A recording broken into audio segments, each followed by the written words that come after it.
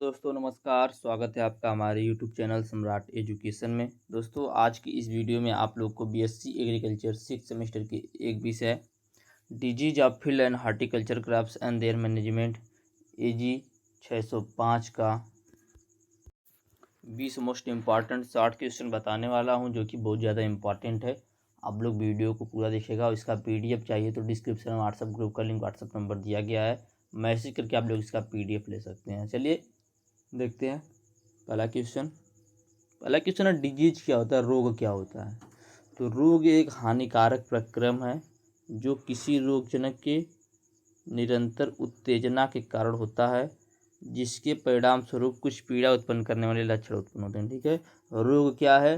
रोग एक हानिकारक प्रक्रम है जो कि किसी रोगजनक के निरंतर उत्तेजना के कारण होता है। जैसे आपको बुखार होना रहेगा तो उसका लक्षण जो है 1-2 दिन पहले से ही आप लोग आपके अंदर दिखने लगेगा। तो वो जो लक्षण दिखता है ना, वो जो रोगजनक होता है जो कि आपके अंदर बुखार को पैदा करता है, उसकी उत्तेजना का कारण होता है। ठीक है, तो ऐसे ही प्लांट में भी होता है। जब किसी प्लांट में रोग लगने वाला होता है तो वह पहले से ही जो उसका पैथोजन होता है, रोगजनक होता है, जो रोग को फैलाता है, वह लगातार उत्तेजना करता है, लगातार प्रभावित करता है, जिससे रोग मतलब पौधा जो होता है रोग ग्रसित हो जाता है। ठीक है, तो रोग एक हानिकारक प्रक्रम है जो किसी रोगजनक के निरंतर उत्तेजना के कारण होता है, जिसके परिणाम स्वरूप कुछ पीड़ा उत्पन्न करने वाले लक्षण उत्पन्न होते हैं। यदि पौधे में रोग लग जाएगा तो कुछ पीड़ा उत्पन्न करने वाले लक्षण उत्पन्न होंगे। यदि आपको भी बुखार हो जाएगा, कोई और रोग हो जाएगा, तो आपके अंदर भी पीड़ा उत्पन्न करने वाले लक्षण उत्पन्न हो जाएंगे। तो वही है भाई रोग। ठीक है, रोग एक हानिकारक प्रक्रम है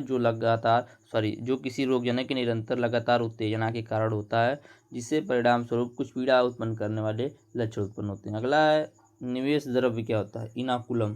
ठीक है, निवेश द्रव्य तो रोगजनक का वह भाग जो परपोषी के संपर्क में आता है और संक्रमण स्थापित करने के योग्य होता है, उसे निवेश द्रव्य कहते हैं। ठीक है, रोगजनक का वह भाग जो कि परपोषी के संपर्क में आता है और संक्रमण स्थापित करने के योग्य होता है, वही निवेश द्रव्य होता है।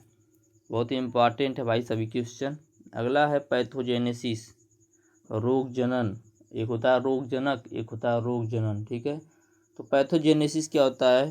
तो रोग जनन परपोषी पौधे में रोग उत्पन्न होने की संपूर्ण घटना या क्रिया का वर्णन करता है। ठीक है, पैथोजेनेसिस जो होता है, जो परपोषी पौधे में रोग उत्पन्न होता है, उसकी संपूर्ण घटना और क्रिया का वर्णन करता है, जिसमें संपर्क से लेकर रोग लक्षण प्रकट होने तक की सभी घटनाओं का एक क्रम या श्रृंखला होता है। ठीक है भाई, तो ये हो गया पैथोजेनेसिस। एक होता है पैथोजेनिसिटी, जिसे बोलते हैं रोगजनकता।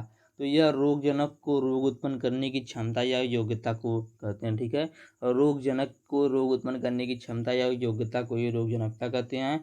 और रोगजनन जो पैथोजेनेसिस होता है, यह परपोषी पौधे में रोग उत्पन्न होने की संपूर्ण घटना या क्रिया का वर्णन करता है, जिसमें संपर्क से लेकर के रोग प्रकट होने तक के सभी घटनाओं के क्रम की एक श्रृंखला होती है। कैसे रोग लग रहा है, कैसे क्या हो रहा है, सब कुछ मतलब संपर्क में जब आएगा वहाँ से लेकर के जब तक रोग का लक्षण प्रकट नहीं होगा तब तक, मतलब वहाँ तक की पूरी घटनाओं का क्या करता है, एक श्रृंखला होता है यह। ठीक है, आगे देखते हैं।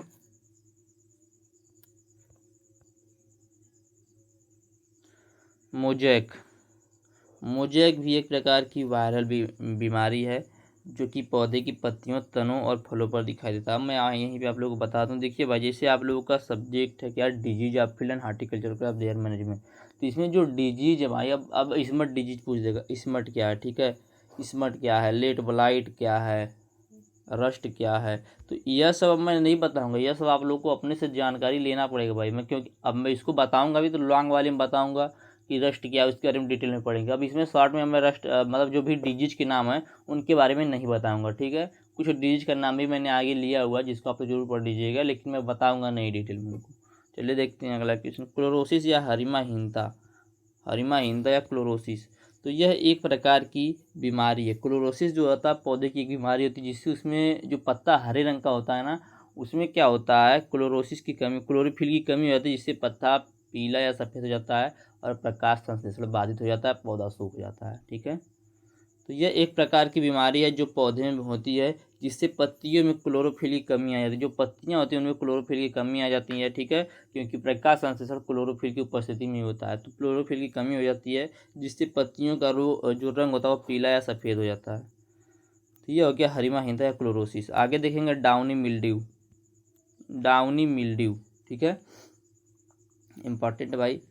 तो डाउनी मिल्ड्यू पौधों में होने वाला एक फंगस रोग है जो कि पेरोनोस्पोरी, ठीक है, पेरोनोस्पोरी कुल से संबंधित कवक के कारण होता है। यह जो देखो डाउनी मिल्ड्यू रोग, एक होता है पाउडरी मिल्ड्यू, एक होता है डाउनी मिल्ड्यू। तो हम लोग यहाँ पे डाउनी मिल्ड्यू पढ़ रहे हैं, याद रखिएगा। तो ये जो डाउनी मिल्ड्यू रोग होता है, यह पौधों में होने वाला एक फंगल रोग है जो कि पेरोनोस्पोरी, यह एक फैमिली है, ठीक है, किसका, फंगस का। तो इस फैमिली के से संबंधित कवक के कारण होता है, ठीक है। ये जो डाउनी मिल्ड्यू रोग है यह पेरोनोस्पोरी कुल से संबंधित कवक के कारण होता है। यह रोग हमेशा नम स्थितियों में पनपता है, जो हवा व पानी के माध्यम से दूर तक फैल सकता है, ठीक है। यह हवा और पानी के माध्यम से दूर तक फैल जाता है। यह सबसे पहले पौधे की पत्तियों को प्रभावित करता है। प्राथमिक लक्षण इसका पौधे की पत्तियों पर होता है, ठीक है। इंपॉर्टेंट है भाई, बता दिए। अगला क्वेश्चन ऊतक क्षय नेक्रोसिस। नेक्रोसिस क्या होता है भाई? तो रोगजनक के संक्रमण के कारण जो जीवित कोशिकाएं होती हैं पौधों की या ऊतकों की मृत्यु हो जाती है, ठीक है। रोगजनक के संक्रमण के कारण जीवित कोशिकाओं या ऊतकों की मृत्यु हो जाती है, तो उसी के ऊतक क्षय बोलते हैं, ठीक है। जब कोई पौधा या पौधे का कुछ भाग रोगजनक के संक्रमण में आता है तो उसमें जीवित कोशिकाओं और ऊतकों की मृत्यु होने लगती है, इसे ही ऊतक क्षय कहा जाता है। अगला है ऑब्लिगेट पैरासाइट और बायोट्रॉप, ठीक है। ऑब्लिगेट पैरासाइट या बायोट्रॉप, तो भाई देखिए यहाँ पर एग्जाम में ज़्यादातर कंफ्यूज करने के लिए क्या दे देते हैं, सब लोग बायोट्रॉप दे देते हैं, तो सब बहुत सारे लोग कंफ्यूज होते हैं, इसलिए मैं दोनों एक ही से बता देता हूँ। ऑब्लिगेट पैरासाइट भी यही होता है, बायोट्रॉप भी यही होता है। तो वह रोगजनक जो अपने परपोषी को तुरंत नहीं मारता। ऑब्लिगेट पैरासाइट जो होता है वो अपने रोगजनक जो होता है, वे रोगजनक जो अपने परपोषी को तुरंत नहीं मारता, अपने परपोषी को तुरंत नहीं मारता है तथा प्रकृति से सदैव अपना भोजन जीवित ऊतकों से प्राप्त करता है। एक बात याद रखिएगा हमेशा कि जो ऑब्लिगेट पैरासाइट होता है वह हमेशा अपना जो भोजन वह जीवित ऊतकों से प्राप्त करता है, ठीक है, याद रखिएगा, इम्पॉर्टेंट है भाई, ठीक है। तो वे रोगजनक जो अपने परपोषी को तुरंत नहीं मारते तथा प्रकृति से सदैव अपना भोजन जीवित ऊतकों से प्राप्त करते हैं, जिन पर अपना विकास या जीवन चक्र पूरा करते हैं, उन्हीं को ही बायोट्रॉप या ऑब्लिगेट पैरासाइट कहते हैं, ठीक है। उन्हीं को ही बायोट्रॉप या ऑब्लिगेट पैरासाइट कहते हैं। जैसे कि कीट हो गया, रस्ट फंजाई हो गया, ठीक है, पाउडरी मिल्ड्यू, डाउनी मिल्ड्यू हो गया, वायरस हो गया, ये सब क्या है, ये सब बायोट्रॉप है भाई। ये सब अपना भोजन जो है वो जीवित ऊतकों से प्राप्त करते हैं, और ये अपने रोगजनों को, अपने परपोषी जो होते हैं उनको तुरंत नहीं मारते। तुरंत मतलब जिस पौधे पर ये रहते हैं उसको तुरंत नहीं मारते हैं, दूसरे पौधे को मार के खाएंगे भाई, इसका मतलब यह है, ठीक है। आगे देखते हैं स्टैग हेड, इम्पॉर्टेंट है भाई, स्टैग हेड। तो यह एक प्रकार की बीमारी है। स्टैग हेड, अब रॉयल स्टैग मत समझ लीजिएगा, तो यहाँ पर स्टैग हेड की बात हो रही है। स्टैग हेड जो है यह एक प्रकार की बीमारी है जो मुख्य रूप से गन्ने की फसल को प्रभावित करता है। इस बीमारी के कारण जो होता है जो गन्ने का पौधा होता है उसकी वृद्धि रुक जाती है और पत्तियों के आकार में परिवर्तन होता है। पत्तियाँ इस प्रकार की होती हैं जैसे हिरण के सिर जैसा दिखाई देने लगता हो, इसीलिए इसे स्टैग हेड बोला जाता है, मृग सिर भी बोला जाता है इसको, ठीक है, इस रोग को। तो यह एक प्रकार की बीमारी है जो कि मुख्य रूप से फसल की जो पौधे की जो वृद्धि होती है वह रुक जाती है इस रोग से, और पत्तियों के आकार में परिवर्तन होता है जिससे वे हिरण के सिर जैसा दिखाई देने लगता है। आगे देखेंगे रोग त्रिकोण, बहुत ही इम्पॉर्टेंट है भाई रोग त्रिकोण, ठीक है, डिजीज ट्रिएंगल इसको बोलते हैं। तो पौधों में रोग को विकसित होने के लिए कम से कम 3 प्रमुख घटकों की पारस्परिक क्रिया का होना आवश्यक है। कौन कौन से वो घटक है मैं पहले बता देता हूँ। होस्ट प्लांट, ठीक है, एक होस्ट प्लांट परपोषी पौधे की, ठीक है, पैथोजन और इन्वायरमेंट की। किसी भी रोग को फैलने के लिए 3 घटकों की आवश्यकता होगी, होस्ट प्लांट, पैथोजन और इन्वायरमेंट। मैं थोड़ा सा इसको समझाता हूँ। तो पौधों में रोग विकसित होने के लिए कम से कम 3 प्रमुख घटकों की पारस्परिक क्रियाओं का होना आवश्यक होता है। परपोषी पौधा रोगजनक को सबसे पहले संपर्क में आता है। तीसरे घटक अनुकूल पर्यावरण की उपस्थिति है, ठीक है। अनुकूल पर्यावरण होना चाहिए, यदि अनुकूल पर्यावरण है तो रोग लगकर भी कोई प्रभाव नहीं हो पाएगा।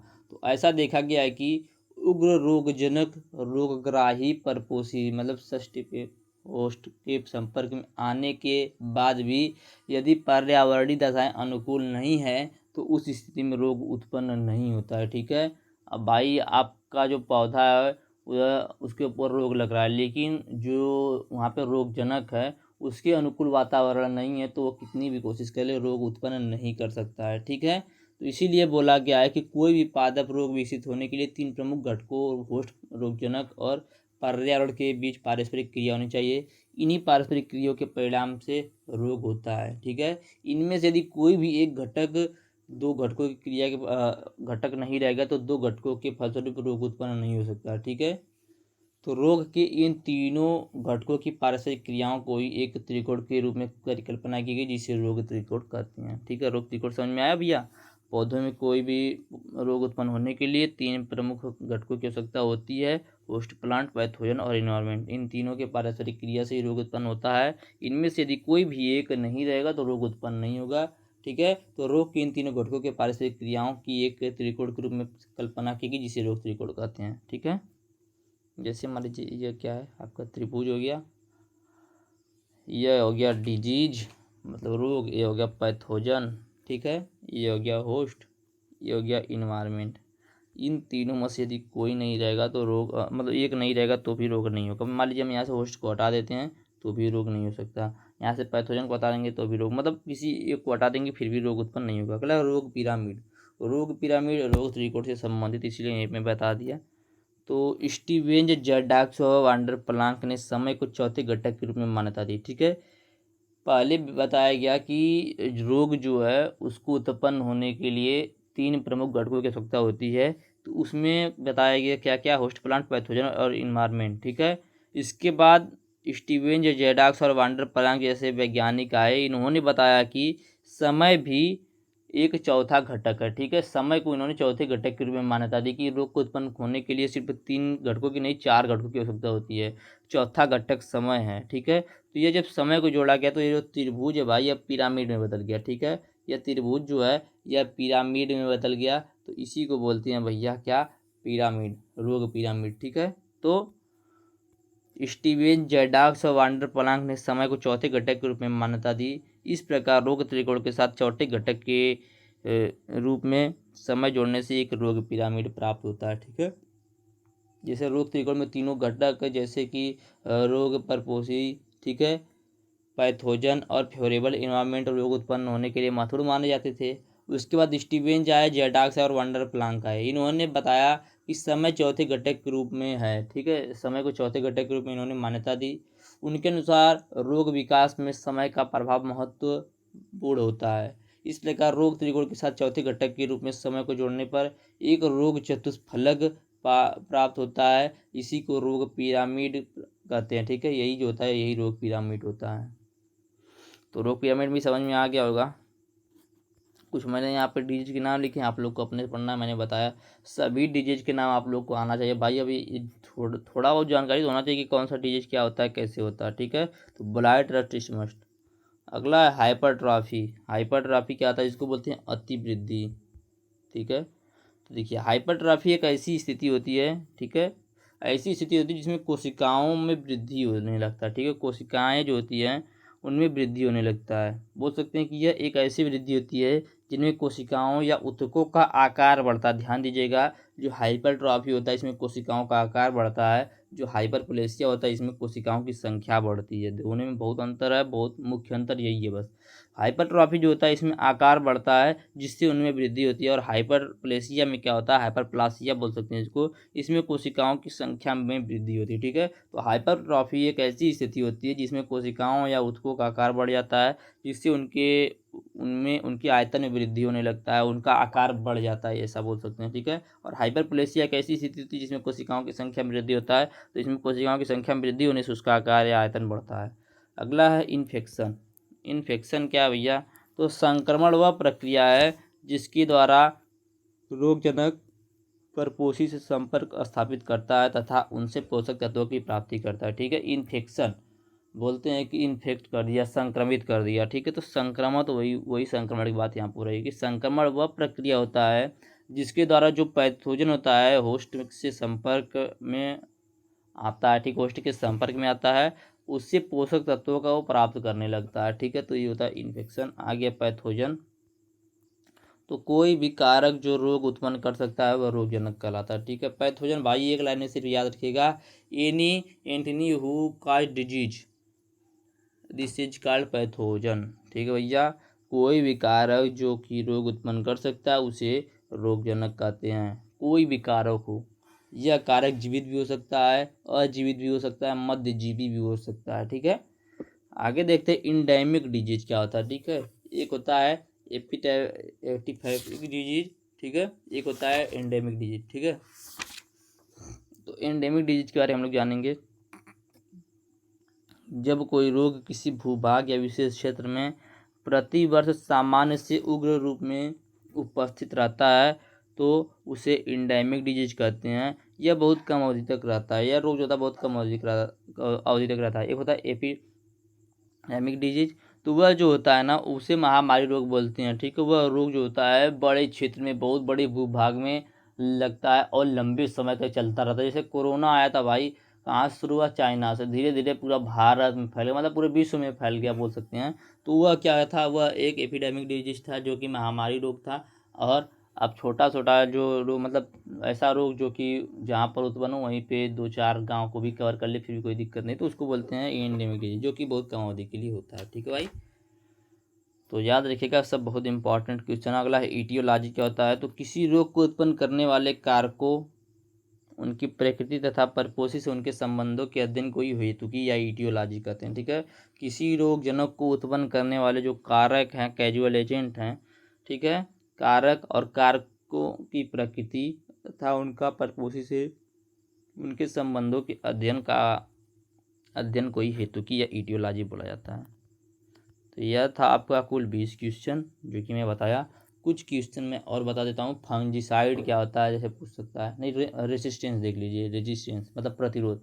तो प्रतिरोध किसी परपोषी पौधे की वह योग्यता या क्षमता होती है जो किसी रोगजनक की क्रिया का दमन करती है या दबा देती है। ठीक है, प्रतिरोध किसी परपोषी पौधे की वह योग्यता या क्षमता होती है जो किसी रोगजनक की क्रिया या क्षमता को क्या करती है? दमन कर देती है, मतलब दबा देती है। यहीं पे देख लेते हैं, मैंने 5th सेमेस्टर में भी कुछ क्वेश्चन इसका बताया हुआ जो कि इम्पॉर्टेंट है। एग्रीमाइसिन क्या है भाई? एग्रीमाइसिन, तो एग्रीमाइसिन जो है एक प्रकार का एंटीबायोटिक है। ठीक है, एक प्रकार का एंटीबायोटिक है जो कि कृत्रिम रूप से सूक्ष्म जीवों की विभिन्न जातियों जैसे बैक्टीरिया, कवक आदि द्वारा उत्पादित रासायनिक पदार्थ से प्राप्त किया, मतलब इनसे प्राप्त किया जाता है, जो अन्य सूक्ष्म जीवों के विकास को रोक देता है। ठीक है, एग्रीमाइसिन का प्रयोग जो है बैक्टीरियल डिजीज के लिए किया जाता है। धान में लगने वाले जो जीवाणु झुलसा जैसे रोग होते हैं उनमें एग्रीमाइसिन का यूज किया जा सकता है। अगला है ब्लास्ट क्या है? ब्लास्ट नहीं देखेंगे तो साला फर्स्ट का है। Crop rotation. क्रॉप रोटेशन क्या होता है भाई? वो फसल को अदल बदल कर बोना नहीं। इसमें क्या करेंगे? परपोषी फसल के बाद अपरपोषी फसल को बोएंगे। वही चीज़ है, बस थोड़ा सा यहाँ पे अलग हो गया थोड़ा सा। तो परपोषी फसल के बाद अपरपोषी फसल को बोना, जिससे रोगजनक के निवेश द्रव्य में वृद्धि न हो पाए, तो उसे ही फसल चक्र कहते हैं। अगला है ट्राइकोडर्मा। तो यह एक कवक है जो कि बायो एजेंट के रूप में प्रयोग किया जाता है। इसे सीड ट्रीटमेंट और छिड़काव के लिए भी प्रयोग किया जाता है। ठीक है, यह जो होता है ट्राइकोडर्मा, यह जो कवक होता है यह रोग पैदा करने वाले फफूंदों के शरीर में चिपक जाता है। उनके शरीर में चिपक कर उनके शरीर को गलाकर अंदर का सारा जैव पदार्थ प्रयोग कर लेता है, जिससे वे नष्ट हो जाते हैं। इसके साथ ही पौधे की जड़ों में नुकसान पहुंचाने वाले नेमेटोड को भी यह नष्ट कर देता है। ठीक है, तो यह था ट्राइकोडर्मा। आगे है बेमिसिया टेबेसाई। ठीक है, बेमिसिया टेबेसाई भाई इंपॉर्टेंट है। तो इसे सामान्य भाषा में वाइट फ्लाई के नाम से जाना जाता है। ठीक है, ये क्या करता है? ये जो विषाणु द्वारा होने वाले रोग होते हैं उनमें सेकेंडरी इन्फेक्शन का कार्य करता है। ठीक है, तो इसे समान भाषा में वाइट फ्लाई का नाम से जाना जाता है, जो कि विषाणु रोगों में वाहक का कार्य करता है। भाई रोग को फैलाने का कार्य करता है। यह रोग रोधी पौधे से स्वस्थ पौधे तक रोग को फैलाता है। अगला है रोगिंग, अपवांछन बोल सकते हैं इसको। तो रोगिंग या अवांछन क्या होता है? रोगी पौधे या अवांछनीय पौधे का निष्कासन। ठीक है, आपका फील्ड में रोगी पौधा है तो उसको निकाल देंगे बाहर, वही हो जाएगा क्या? अवांछन। ठीक है, अगला सेकेंडरी इन्फेक्शन क्या होता है? तो देखिए, जब किसी एक पादप को पहली बार रोग लगता है तो उसको प्राइमरी इन्फेक्शन कहते हैं, और रोग लगने के बाद रोग का फैलाव जो होता है उसे सेकेंडरी इन्फेक्शन कहते हैं। ठीक है, आगे थोड़ा सा देखेंगे ईजे बटलर के बारे में। तो ईजे बटलर का पूरा नाम एडविन जॉन बटलर है। इन्हें प्लांट पैथोलॉजी का फादर कहा जाता है। बस इतना बहुत है भाई। और अगला है कार्बेंडाजिम। तो कार्बेंडाजिम बेंजीमिडाजोल समूह का फफूंदनाशक है। ठीक है, कार्बेंडाजिम जो है बेंजीमिडाजोल समूह का फफूंदनाशक है। यह विभिन्न फसलों में होने वाले जो फफूंदनाशक रोग हैं उनको दूर करता है। ठीक है, विभिन्न फसलों में होने वाले जो फफूंदनाशक रोग हैं उनको दूर करता है। ठीक है, तो यह थे आप लोगों को कुल 20 से 25 क्वेश्चन जो कि मैंने आप लोगों को बताया। उम्मीद करते हैं वीडियो अच्छा लगा होगा। वीडियो अच्छा लगा तो वीडियो को लाइक कीजिएगा, चैनल को सब्सक्राइब कीजिएगा, अपने दोस्तों को शेयर कीजिएगा। धन्यवाद, जय हिंद।